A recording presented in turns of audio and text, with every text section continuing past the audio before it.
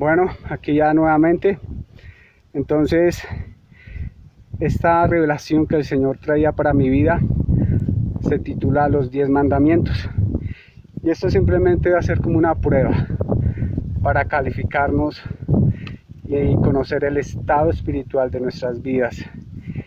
Y si es verdad que cuando decimos que creemos en Dios, realmente lo estamos cumpliendo, ¿sí? Según los mandamientos, pues vamos a ver, ¿sí? Bueno, vamos con el primero. Dice, el Señor indica que no tendrás dioses ajenos delante de mí, no tendrás dioses ajenos, bueno, delante de mí, no te harás imagen ni ninguna semejanza de lo que está arriba en el cielo, ni abajo en la tierra, ni en las aguas debajo de la tierra. No te inclinarás a ellas, ni las honrarás. ¿Sí? Este es uno de los mandamientos y aquí nos indica de no tener dioses ajenos. ¿Y a qué se refiere específicamente este versículo?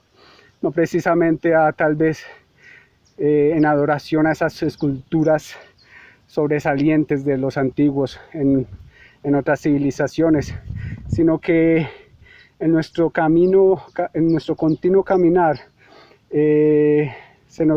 hacemos de Dios muchas cosas, como por ejemplo, hacemos de Dios muchas veces nuestro cónyuge, nuestra pareja, ¿sí?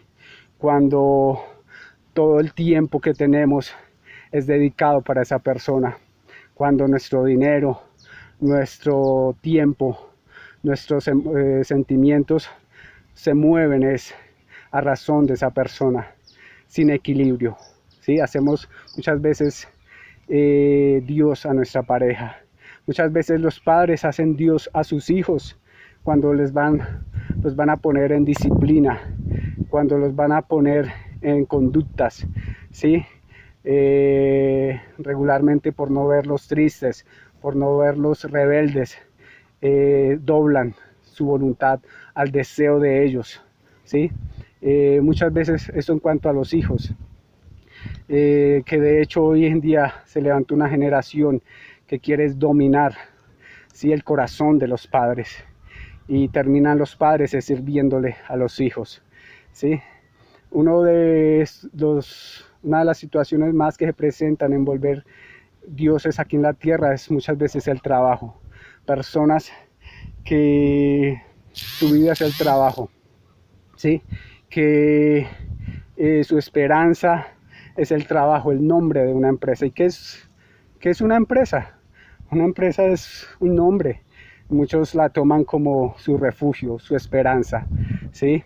Donde le dedican su fuerza, su tiempo, es al trabajo, dejando a un lado aún sus hijos o su familia, ¿sí? Hace poco tuve la oportunidad de ver una película que se titula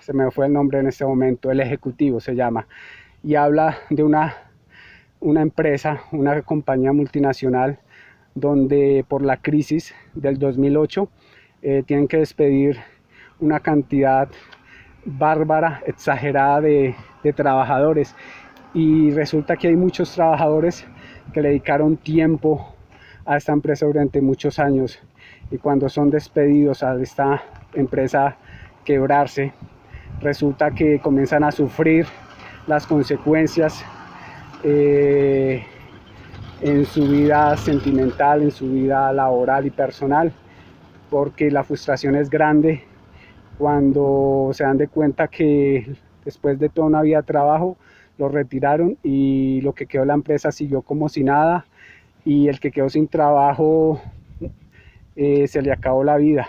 ¿Por qué? Porque hizo un Dios ese trabajo, ¿sí? Entonces tenemos que tener cordura frente a eso, ¿sí? ¿Qué más tomamos como dioses a veces? El dinero. Dice el mismo Señor Jesucristo, dijo que hay dos dioses, que es el dinero y el Señor de los cielos. Y si se le sirve a uno, no se le servirá al otro. Personas que dependen desde su dinero, ¿sí?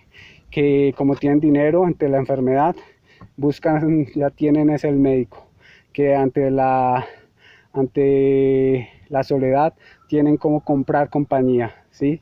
Que ante la soledad, ante el aburrimiento, tienen el dinero para jactarse en placeres de la vida, ¿sí? Entonces hacen su Dios el dinero. Eso es lo primero. Entonces, dice la Biblia, primero, o uno de los principales mandamientos, no tener dioses ajenos. Entonces la reflexión es, ¿cómo estamos? ¿Cómo estamos con este mandamiento delante de Dios? ¿Sí? Dentro de este mandamiento también dice lo siguiente, no te inclinarás a ellas ni las honrarás porque yo soy el Señor Dios fuerte y celoso. ¿Sí? Es terrible que hagamos dioses aquí en la tierra cuando el Señor, el creador del universo todopoderoso, no le damos el lugar, pues que no va a estar celoso, ¿sí? de nuestras acciones. Continúa diciendo, permítanme acá que me cansé del brazo, continúa diciendo, celoso, visito la maldad de los, dice, que visito la maldad de los padres sobre los hijos hasta la tercera y cuarta generación de los que me aborrecen.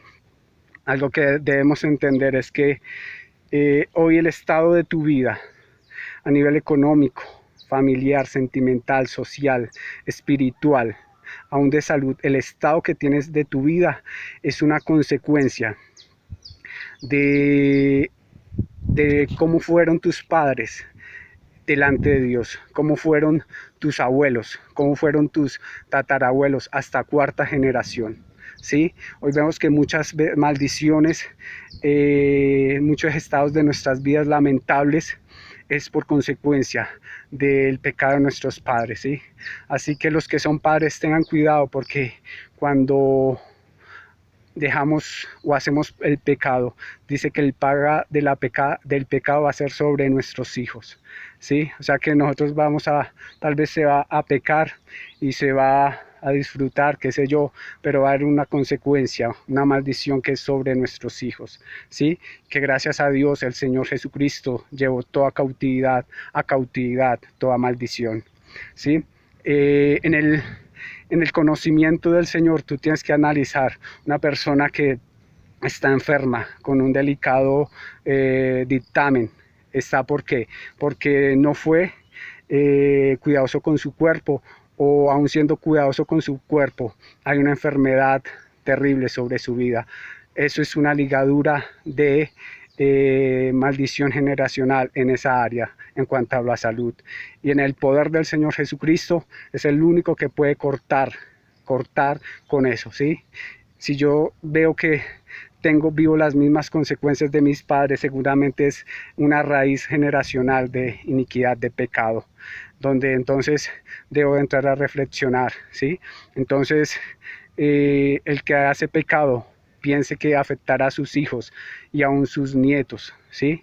Y solo en el Señor Jesucristo, que llevó cautiva toda cautividad, seremos libres. Bueno, entonces, es el primer mandamiento. Dice, y hago misericordias a millares y a los que me aman y guardan mis mandamientos. Solo los que guardan los mandamientos del Señor y a los que aman al Señor, los que amamos al Señor, dice que sobre nuestras vidas Él nos guardará, ¿sí? Él hará misericordias, Él hará misericordias y nos guardará. Bueno, entonces dentro de ese mandamiento estará no tomarás el nombre del Señor Dios en vano, ¿sí? Jurar por Dios en algo, ¿sí? Es algo delicado, dice que no tendrá por inocente al que lo haga, ¿sí? Aun cuando nombramos a Dios, le prometemos algo y no cumplimos, en vano estamos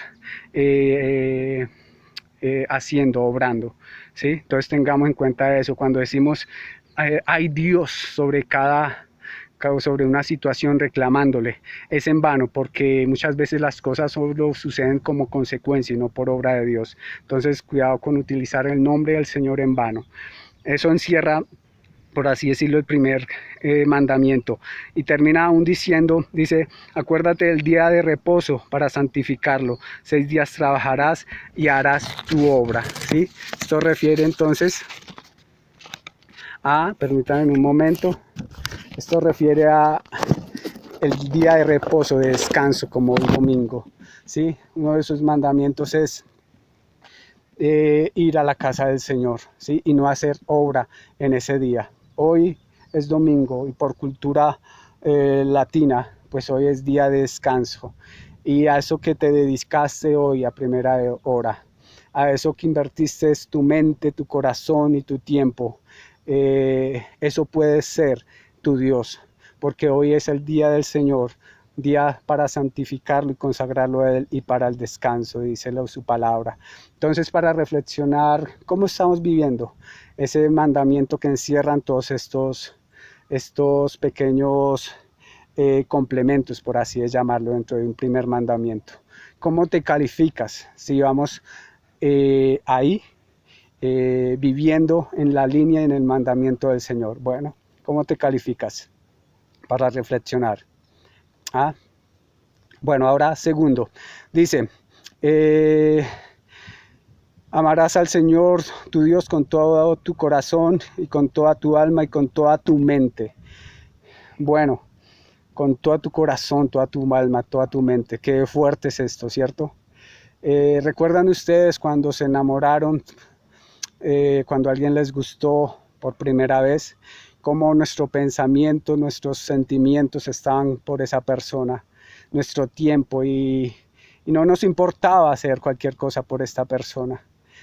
Y en ese segundo mandamiento tú vives así, tú sientes así por Dios, en tu pensamiento estás el alabarle, el bendecirle, el adorarle, en tu pensamiento está